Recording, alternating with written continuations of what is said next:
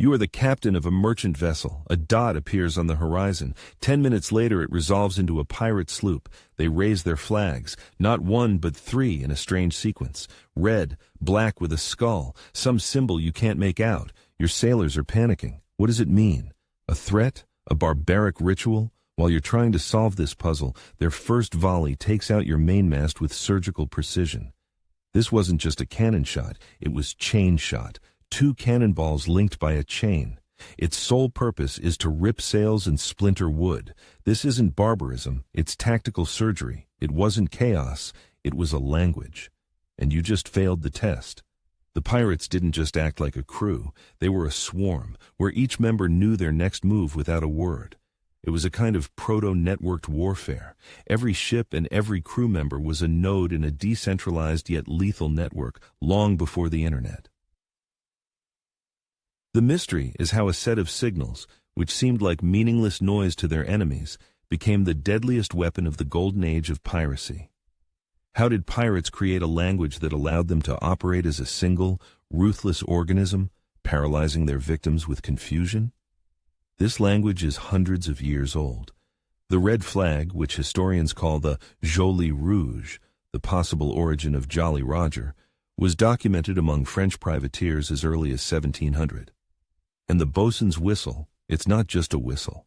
It's a multi-toned instrument capable of conveying dozens of commands. Like Morse code, only faster and more intuitive.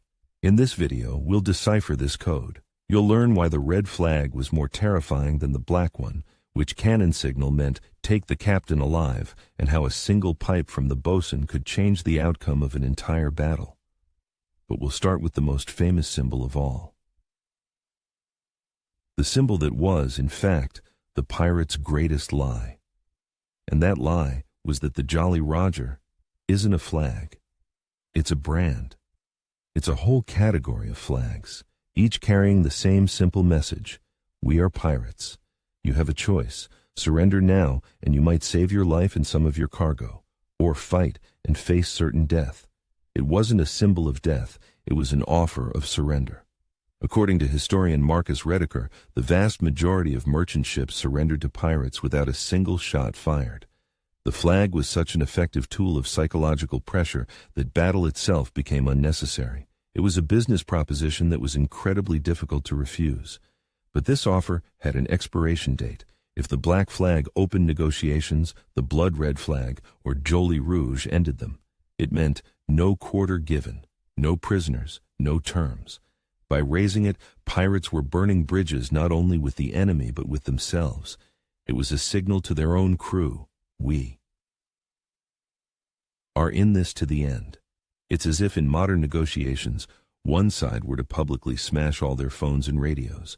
The dialogue is over. Annihilation begins. Now for a quick thought experiment. You're a captain and you see a black flag with a skull on the horizon. What do you feel? Fear, yes, but also hope, a chance to negotiate, to survive. Now imagine that instead, a solid red flag is raised. What changed in your mind in that split second? This instantaneous switch from calculation to absolute terror was the foundation of the entire system. This isn't just a game of imagination, it activates 2 different neural pathways. The black flag appeals to your prefrontal cortex, the center for decision-making and risk assessment. The red flag strikes directly at the amygdala, the most ancient part of the brain, responsible for the fight-or-flight response. Pirates were intuitively hacking the human firmware 200 years before the advent of neuroscience. And they elevated this language to a personal art form. The flag of Bartholomew Black Bart Roberts depicted him standing on 2 skulls labeled ABH and AMH, a Barbadian's head and a Martinican's head. This wasn't just a flag, it was a public act of revenge against the governors of Barbados and Martinique who had tried to capture him. The victim saw not just a threat, but a whole comic strip of what this particular pirate would do to his enemies. Calico Jack's flag with crossed cutlasses, Blackbeard's flag with a skeleton spearing a heart. These were unique trademarks. Upon seeing a flag, you knew who you were dealing with and recalled all the blood-chilling stories about that captain. Reputation sailed ahead of the ship, and the flag was its avatar. The Royal Navy had thick signal books with thousands of codes. Pirates, many of whom were former Navy sailors, took this idea and simplified it to the point of genius. It was a guerrilla language of signals, minimum flags, maximum meaning. Besides threat flags, there was a system for coordinating a fleet, simple colored cloths that looked like mere rags to an outsider. But to pirates, a blue flag could mean return to the flagship, while a checkered one meant attack from both sides. This was encrypted communication in real time. Flags were a powerful but slow tool. They worked at a distance. But what about in the heat of battle, with everything shrouded in gunpowder smoke and decisions needing to be made in fractions of a second? For that, pirates needed a language that could be heard, not seen. The language of thunder. The first shot in a battle was rarely aimed to hit. It was a question. A single shot from a bow chaser might mean, is the enemy faster than us? A return volley from another ship in the pirate fleet was the answer. Yes, aim for the rigging. This was a dialogue the enemy could hear, but not understand. The cannonade wasn't chaotic firing, but a battle rhythm set by the flagship. One shot, begin closing the distance. 2 quick shots from the port side. Focus fire on the masts, but in the roar of battle, when shouting was useless, another instrument took the stage. The bosun's pipe. It's not just a whistle. It's a high-frequency instrument specifically designed to cut through the low-frequency roar of battle and storms. Like ultrasound in a world of chaos. The call to pipe all hands on deck had its own unique melody that a sailor would recognize reflexively. One short trill, hoist the sails, a long fading note, all hands to the guns. It was the ship's nervous system operating on pure reflex. Pirates didn't ponder the signal. Years of drill in the Navy, and many were former military sailors, drilled these sounds directly into their spinal cords. The pipe wasn't an instruction for the mind, it was a trigger for the body. This is a language of reflex, not logic, and that's why it was lightning fast. Imagine you're a gunner. The deck is thick with smoke, you can't see a thing. You don't know if you're winning or losing, you just wait. Then you hear 2 bells in a specific pipe. You don't need to think. Your body already knows. That's the signal to reload with grape shot. Your job is to flawlessly execute the audible command. And of course, there was the human voice. The famous yo-ho-ho is more of a literary cliché. In reality, a coordinated battle cry, like a threefold huzzah, was an auditory battering ram. According to eyewitness accounts, it demoralized the enemy more than a cannon volley, and a code phrase. Understood only by the crew, like serve them some powder, could be the order to use hand grenades. This complex system of flags, shots, and pipes was brilliant, but its true power lay not in what it communicated to the pirates. Its power was in what it did to the minds of their enemies. This is called cognitive overload, a key principle of warfare. The system reduced the cognitive load on its own side, simple signals, fast reflexes, while simultaneously causing maximum overload for the enemy. A barrage of incomprehensible flags, a dialogue of cannons, piercing whistles, all of it induced analysis paralysis. They weren't attacking the ship, they were attacking the processor in the enemy captain's head. This attack on the processor has a scientific name, analysis paralysis. Hicks' law states that reaction time increases exponentially with the number of choices. Pirates intuitively used this law by overwhelming the enemy's brain with informational junk. The victim's brain saw a chaotic set of signals and desperately tried to find a pattern. While the merchant captain was solving this meaningless puzzle, his brain would enter a stupor. He couldn't make a simple decision because he was overloaded with noise. For the pirates, it wasn't noise. It was a clear plan. And that plan began long before the battle. Edward Teach, or Blackbeard, deliberately wove lit fuses into his beard. This wasn't a whim. It was the best public relations campaign of the 18th century. He won battles without even leaving port. Rumors and his flag, a skeleton spearing a heart, did all the work. The primary ammunition in this war was the story.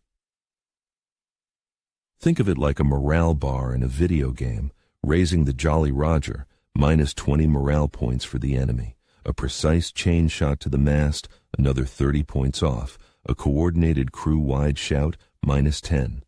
When the bar hit 0, the enemy crew surrendered. Pirates intuitively understood the mechanics of fear and pushed the right buttons. Raising the red flag wasn't just a morale debuff, it was like inflicting a doomed status effect that blocked the very possibility of retreat. A synchronized volley from all cannons was an area of effect fear attack that hit the entire enemy crew at once. Pirates were the first power gamers of naval combat. They used the false flag tactic, approaching their victim under the flag of a friendly nation. Only at point-blank range would they raise their own. That moment of shock and betrayal was a terror multiplier. It doubled the effect of the surprise attack. Every coordinated action created the impression that the victim was being attacked by a far more professional and numerous enemy. What was chaos for the victim was order for the pirate, and this dissonance created an illusion of omnipotence. They seemed not merely human, but a force of nature. But this brilliant system had an engineering vulnerability, a single point of failure. It could be a lookout who missed a signal, a boatswain whose pipe was drowned out by a storm, or simply fog that hid the flagship from the rest of the fleet. It was a system with maximum performance but zero fault tolerance. It was built on absolute trust and flawless signal transmission. And what happened when even one link in that chain broke? The price of a mistake in this language was instant and bloody. Sometimes at sea, an acoustic shadow forms. This is an area where sound simply doesn't travel due to differences in air temperature and humidity. Imagine the horror of a captain giving a command that one of his ships hears, but another does not. The single organism would instantly disintegrate into separate parts, fighting on their own. Thick fog or gunpowder smoke made flags useless. The roar of a storm drowned out pipes and shouts. In these conditions, the pirate internet would go down, and the crew would devolve from a unified organism into a blind, scattered mob. But the most devastating failure occurred when the enemy started listening. The governor of the Bahamas, Woodys Rogers, a former privateer himself, was one of the most successful pirate hunters precisely because he spoke their language. He could predict their maneuvers by the sequence of flags they raised, turning their greatest weapon into a fatal vulnerability. A secret language is powerful only as long as it's secret. Once the code was broken, it became a trap. The enemy could not only predict an attack, but could also send a false signal, sowing chaos in the pirates' own ranks. And of course, there was human error. A pirate ship had no room for, "Oops, I didn't hear that," a tired lookout who mistook a flag, a drunk boatswain who piped the wrong call. There was no margin for error in this system. One wrong sound could send a ship onto the reefs or expose it to a fatal volley. The system's genius was shattered by simple human error. But this code hasn't been lost to the past. Its logic is universal. Here are 3 of its key lessons that still work today. First, create your own flag. In any endeavor, from business to personal relationships, have a simple, instantly readable signal. It should communicate your intentions and force the other side to make a choice, here and now. Second, manage the flow of information. For your own team, you need maximum clarity and simplicity in your signals. For your competitors, create controlled chaos that paralyzes their analysis. And third, your reputation is the first volley. Act in such a way that rumors about you do your work for you before any real negotiations even begin. Ultimately, this whole discussion comes down to a timeless question. What's more important, the hardware or the operating system that runs it? The cannons and cutlasses, or the language and psychology that guided every shot and every strike? So what was the pirates' ultimate weapon? Their ruthless brutality or their brilliant system of secret communication? Write just one word in the comments: brutality or system. Let's see which one wins.